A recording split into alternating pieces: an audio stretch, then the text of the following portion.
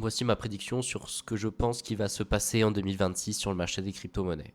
Bien sûr, ce n'est que mon opinion, basée sur mes propres recherches et ma propre logique. C'est pas un hasard si Clarity Act continue à être retardé. Réveillez-vous et réfléchissez. L'affaire Ripple a été retardée pendant 5 ans. C'est bizarre ou peut-être pas. Si vous allez sur le site de la SEC, les affaires importantes durent généralement entre 12 et 24 mois. Mais l'affaire Ripple a duré 5 ans. C'est intéressant, n'est-ce pas?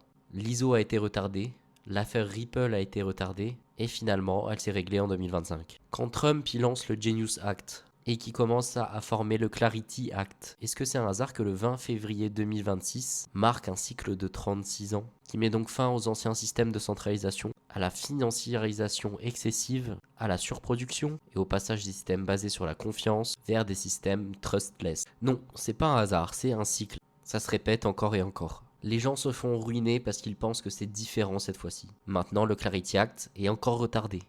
Les gars, ça passera pas. C'est comme l'affaire Ripple, ça passera pas tant que les banques sont pas prêtes. Ce que vous vivez, c'est une manipulation massive du marché des crypto-monnaies. Ils essayent de vous faire lâcher vos bitcoins, vos XRP, vos Solana et j'en passe. Et si vous gérez pas vos émotions, vous allez vous faire détruire sur les 2 prochaines années. Et vous contrôlez pas vos émotions parce que vous avez pas de plan. Vous espérez que les cryptos vont vous faire devenir millionnaire du jour au lendemain, mais ça marche pas comme ça.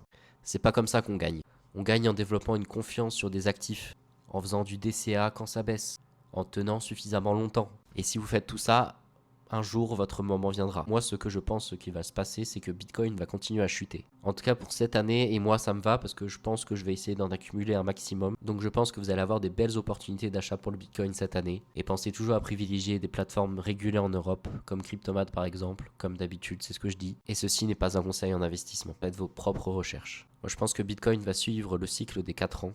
Il va continuer à descendre jusqu'à octobre, jusqu'à 30 voire 40 000 dollars. Donc oui, Bitcoin va vivre une année difficile, mais moi je suis prêt pour ça et je vous conseille d'être prêt mentalement aussi pour ça si vous en avez. Donc reprenez-vous en main, la bise.